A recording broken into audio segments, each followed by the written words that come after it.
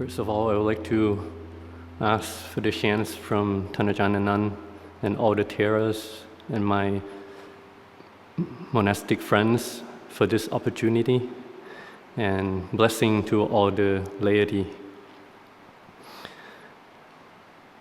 I am happy and full of joy to see my fellow Buddhists who have the heart and mind to practice Dhamma, not just giving dana, but to actually develop in other aspects.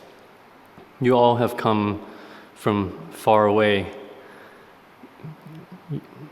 spend both money and time to leave home and stay in the monastery, which is not very comfortable, just to practice.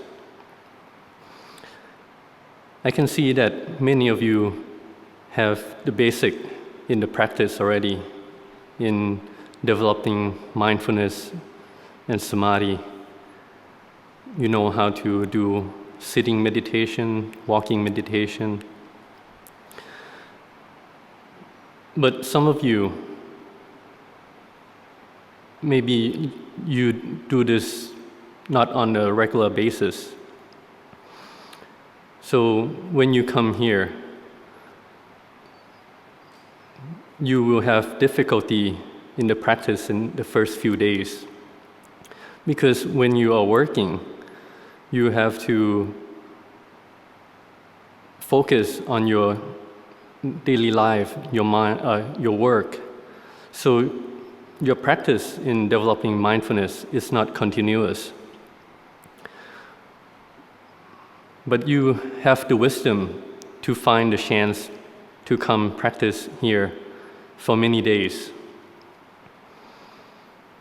So today is the first day that you have the chance to practice seriously.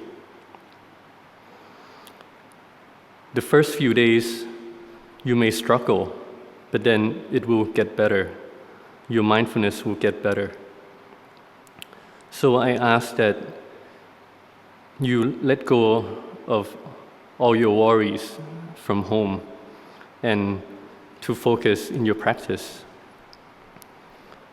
One advice is you should not use your cell phone or use it only when it's necessary.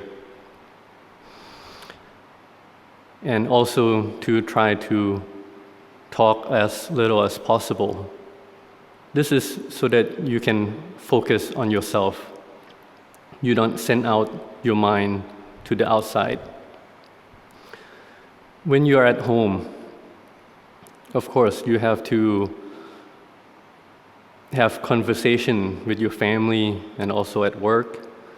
But now that you are here, you have to stay in the present moment and let go of all your worries and give yourself the time to practice. Why is it important to develop Sati, the mindfulness?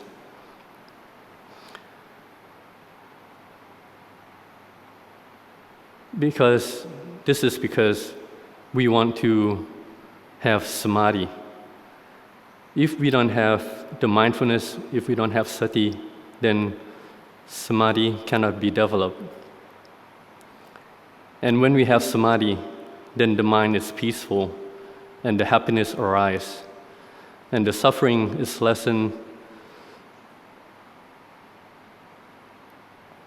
And now let's look at the meaning of sati, the mindfulness.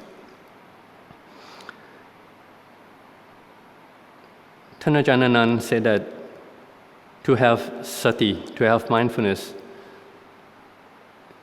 is that we do not have the slip of mind when we are doing anything. And we are focused on in whatever we are doing.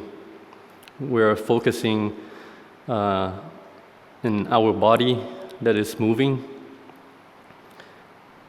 and the action that we do, they all have to be a wholesome practice.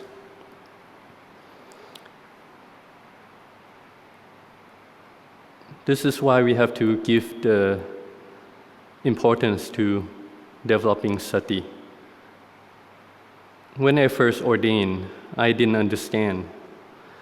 My understanding is that everybody has mindfulness already.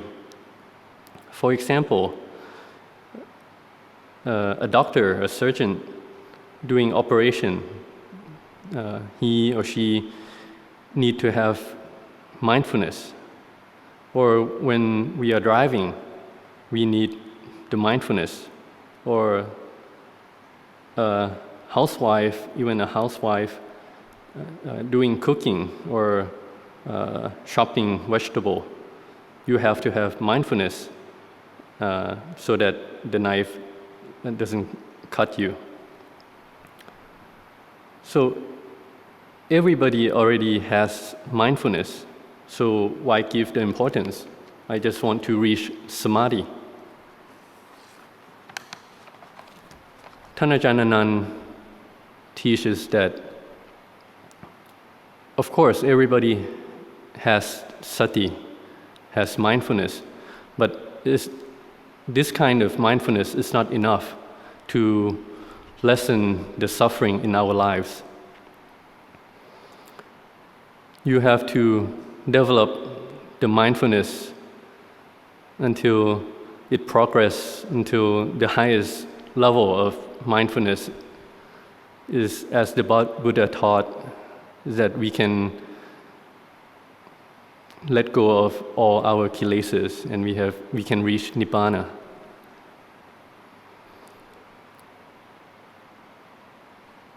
So sati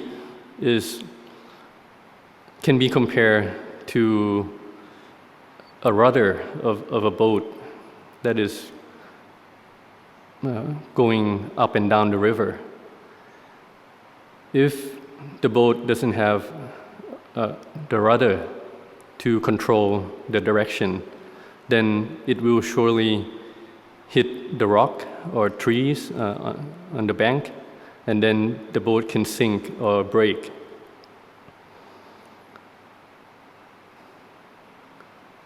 So the sati, the mindfulness is like a rudder that controls our life to be able to get rid of all the suffering in our daily activities.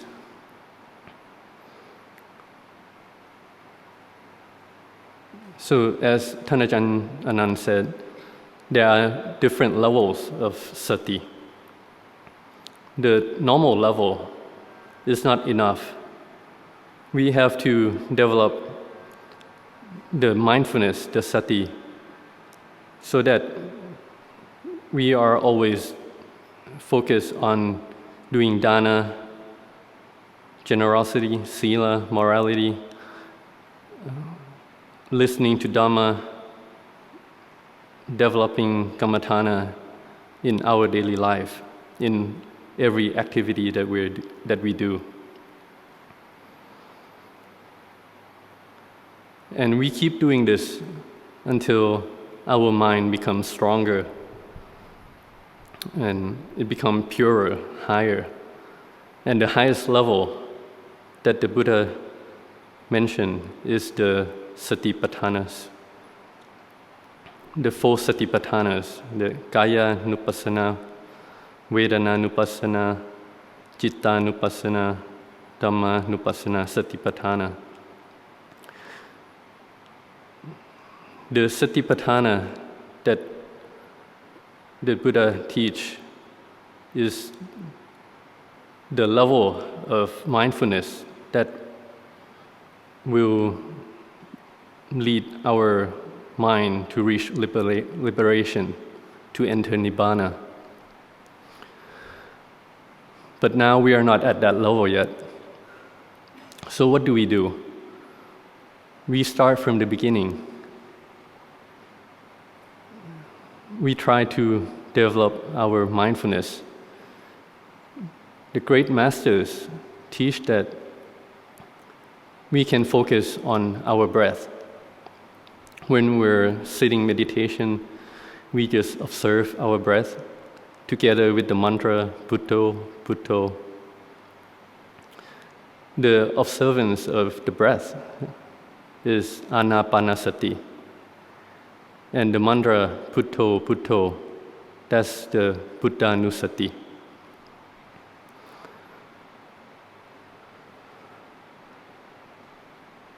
And we keep doing this day in and day out until it become automatic. The first few days, of course, there will be difficulties. You may observe your breath for once or twice, and then your mind just go elsewhere. This is because you haven't done it continuously. But this is a good opportunity to revive your practice. And not just in your sitting meditation. When you're doing walking meditation also, you have the mindfulness in your steps. Or when you're chanting in the morning, the mind is not focused on your breath or the mantra Bhutto, but you should have mindfulness in your chanting. Because what we are chanting is the recollection of the quality of the Buddha, Dhamma, and Sangha. And these are very beneficial because the Buddha has a lot of metta for all beings. And even though you may not understand the meaning of the chanting, you can focus your mindfulness on each word that you're reading.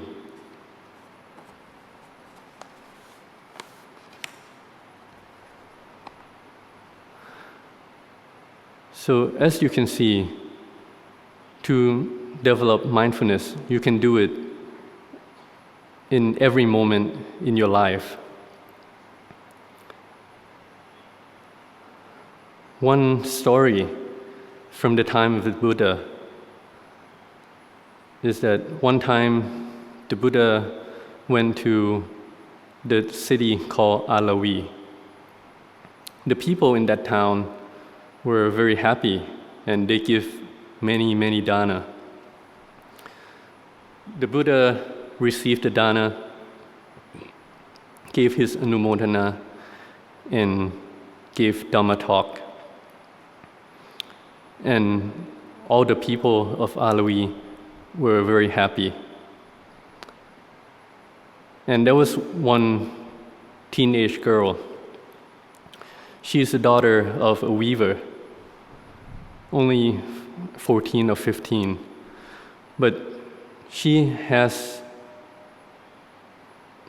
the habit of listening to Dhamma. So when the Buddha gave the Dhamma talk, she listened. And she brought the Dhamma back to practice in her daily life, especially in the topic of Marananusati, contemplation of death. And she was able to contemplate day and night, every day, for 3 years, continuously. And she had a lot of progress. Her mind became peaceful, and her work was very neat. And she has a deep understanding of life that for everyone, life is anicca, and everybody has to die one day. So 3 years had passed, and one day this daughter brought the thread to her father, who is doing the weaving. And there was an accident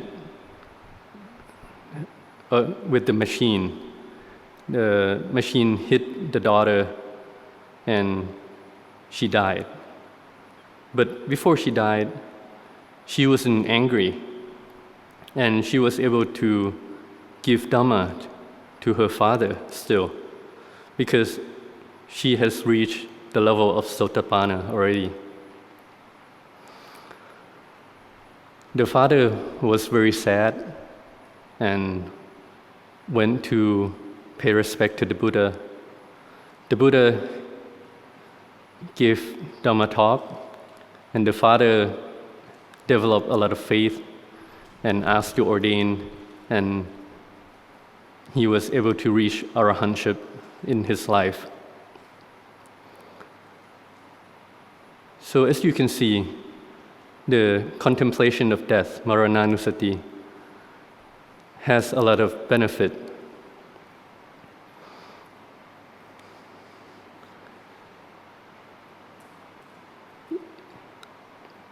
Since my first years of becoming a monk, I always listen to Ajahn Anan give Dhamma talk, teaching the Dhamma, the daily activities of the monks, of the monastics. He always emphasized on developing Sati. So when we get up in the morning, we should have the mindfulness to recollect Buddho, Buddho, since we wake up. And then we come to the dining hall at 4:30 to sit samadhi. And 5, we do the morning chanting.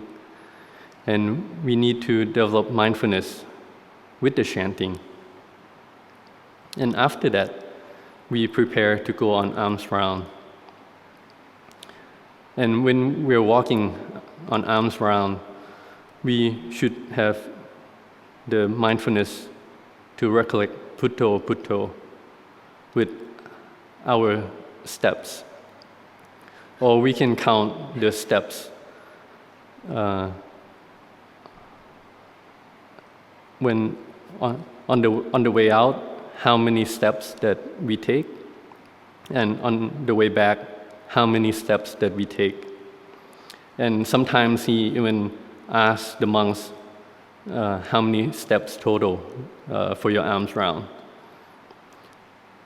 This is for Ajahn to teach the monks to develop mindfulness. And after we get back, when we are eating, we have to have the mindfulness focus in our bowl on the food that we're going to eat. There was one story that I was very impressed, that Ajahn Anan always tell this story. It was at the time at Nong Papong, when he was still staying with Luang Pu Sha. One day, the monks were eating, and then at Wat Nong Papong, there are many roosters, and the rooster was making sound. And this one monk, instead of focusing within the bowl, he sent his mind out to listen to the rooster. And Luang Pu Sha immediately point out that, hey, your mind already went to be born as a rooster already. So the great teachers, they always teach and emphasize on being in the present moment, to have the mindfulness in the present moment.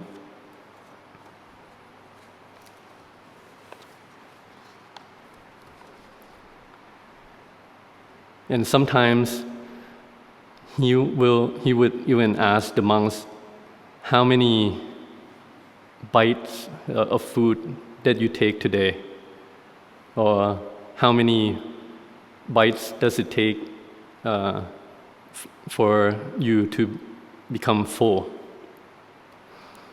This is to test the monks whether they have the mindfulness when they're eating or not. And after eating, in whatever chores that we do in the afternoon, whether we are sweeping the leaves or we are mopping the floor, cleaning the toilets, we should do it with putto, putto in our mind. And the evening chanting, also we should have mindfulness during the chanting. And even when we go back after the evening chanting, when we go and sitting meditation, we go back to our dwellings. Ajahn Anan said that we should not go to sleep right away. We should sit meditation for about half an hour before we lie down. And then we lie down with the mindfulness, putto, putto, until we fall asleep. This is the teaching of the daily practice that the monastics should do every day, so that the mindfulness become continuous. And this is called Samma Sati, the right mindfulness. It is the path, the magga, to the liberation of the mind. And this level of sati is the base of all the wholesome actions. So whatever goodness that we are doing, we should have the mindfulness to control together with the actions.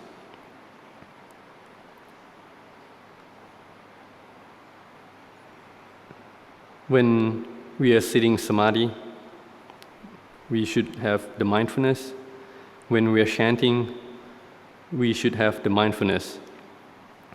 Because if we chant and the mouth is rehearsing the words, but the mind is elsewhere, Ajahn Anan said, this have very little benefit, is not worth it as an action that we do.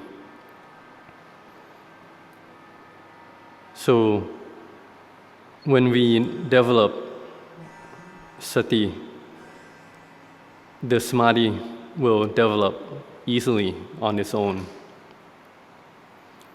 So this is a good opportunity, good time for you to come and practice and develop the mindfulness.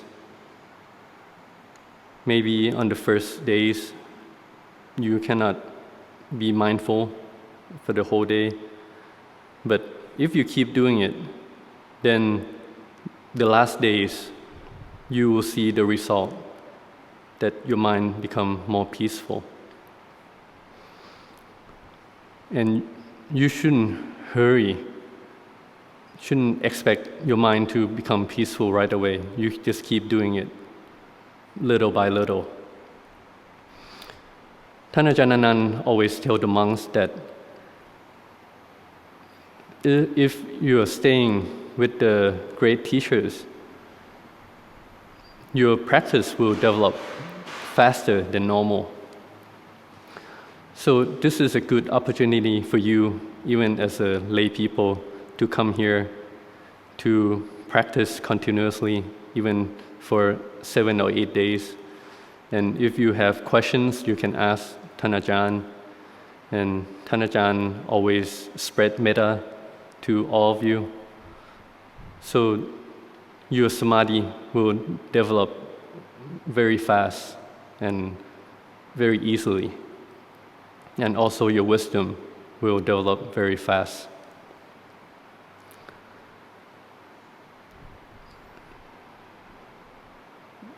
Another story that I would like to tell is that sometimes for the monks, when Ajahn Anan, at the end of the day, when he lie down to rest, then the monks would give massage to him. And all the monks know that we have to be very careful when we are close to Ajahn. We always have to have Putto, Putto continuously. We don't send our mind out to think of whatever. Just concentrate on Putto, Putto. Because sometimes if the monks who are doing the massage, the mind starts to wander, think of this and that. Ajahn, even when he already lie down, eyes closed, if the monks start to think of, the mind start to wander, then Ajahn would open his eyes and look, or sometimes get up. And this is a warning that, okay, you are already proliferating. So the monks, all of us, are very afraid and then we would have to come back to do Putto, Putto continuously. As you can see, this is the metta of the great teachers that warn the disciples not to proliferate.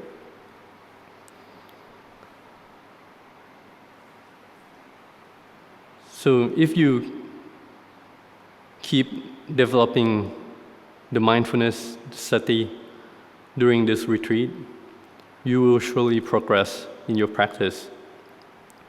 I would like to give my anumodana with all of you in that you give up your time and your money to come to develop yourself in this sati, samadhi, and wisdom, so that you can bring the knowledge back to use in your daily life, so that the suffering in your life is lessened until at the end you reach Nibbana.